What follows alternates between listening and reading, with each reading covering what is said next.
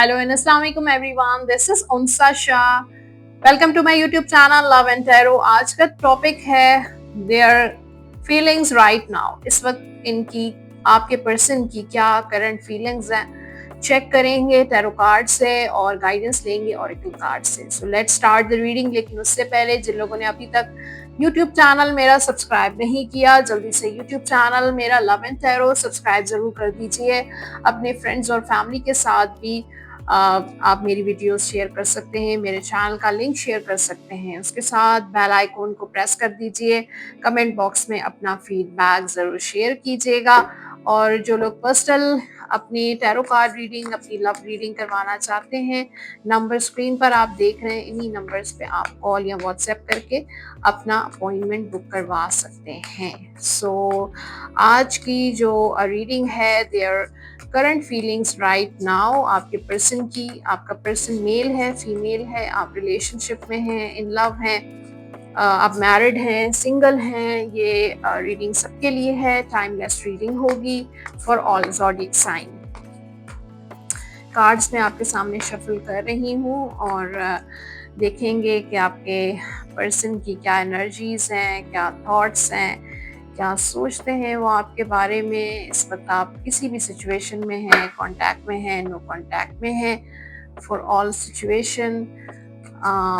देखेंगे कि वो आखिर उनके मन में क्या चल रहा है और क्या सोचते हैं वो अपने अपने लिए, आपके लिए, इस रिलेशनशिप के बारे में क्या उनकी करंट फीलिंग्स हैं.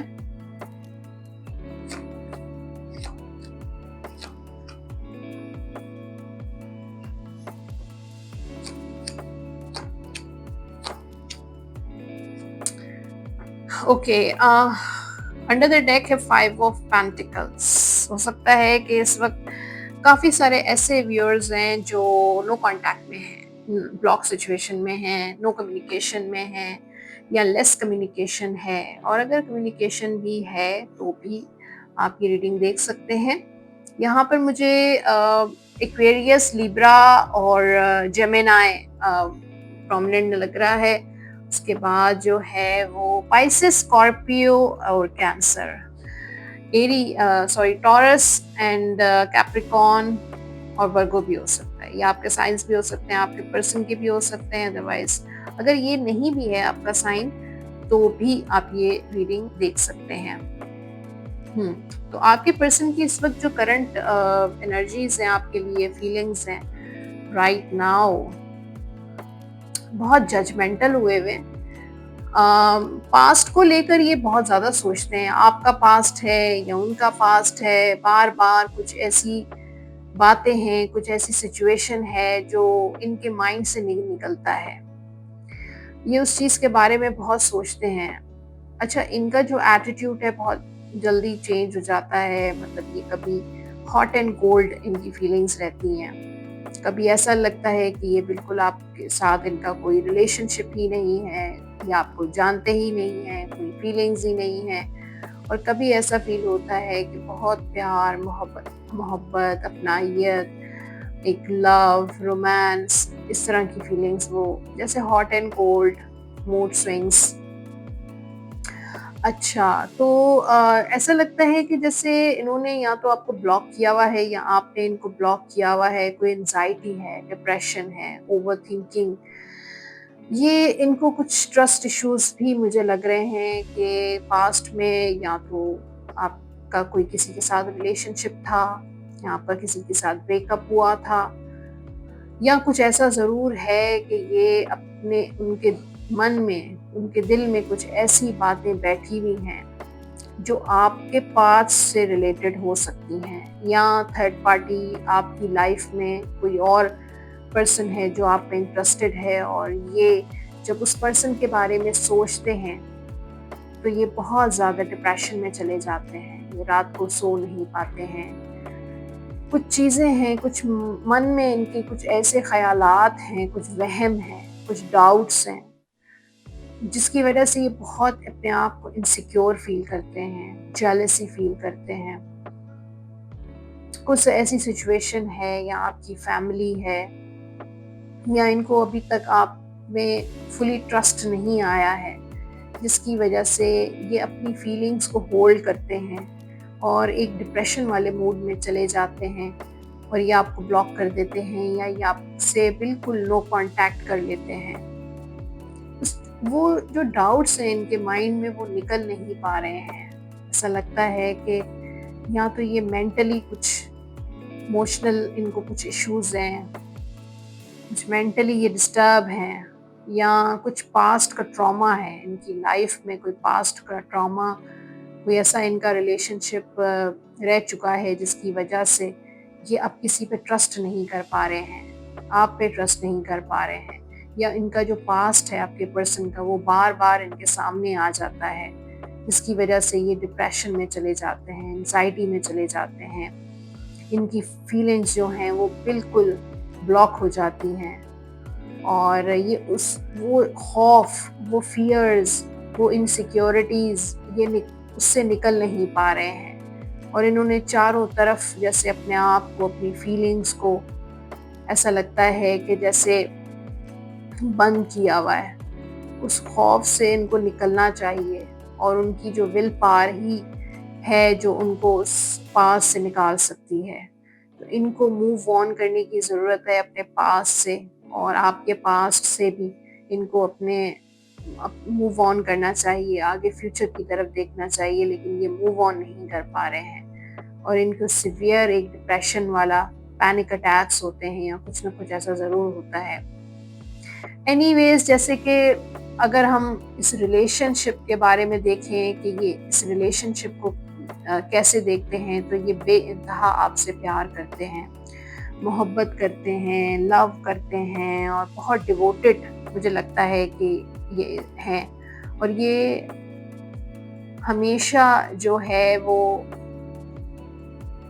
लोगों की बातों के बावजूद या जो भी आपकी रिलेशनशिप में इश्यूज होते हैं उसके बावजूद ये आपकी तरफ आते हैं, दोस्ती का हाथ बढ़ाते हैं, रिलेशनशिप का हाथ बढ़ाते हैं, अपनी फीलिंग्स एक्सप्रेस करते हैं और उनको ऐसा फील होता है कि आप उनके सोलमेट हैं, आप उनसे मोहब्बत करते हैं। आपका और उनका जो रिलेशनशिप है वो लॉन्ग टर्म है, म्यूचुअल फीलिंग्स हैं, लेकिन वही मैंने कहा कि कुछ ट्रॉमाज हैं पास्ट से रिलेटेड जो उनको उस सिचुएशन में ब्लॉक कर देते हैं, सिचुएशन में डिप्रेशन में चले जाते हैं। अदरवाइज अगर हम देखें तो वो इस रिलेशनशिप को एक मतलब एक अलग ही नज़रिए से देखते हैं। वो ये सोचते हैं कि आप ही उनके सोलमेट हैं और आपके लिए उनके दिल में जो फीलिंग्स हैं, रोमांस है, लव है, इमोशंस हैं, वो किसी और के लिए नहीं है।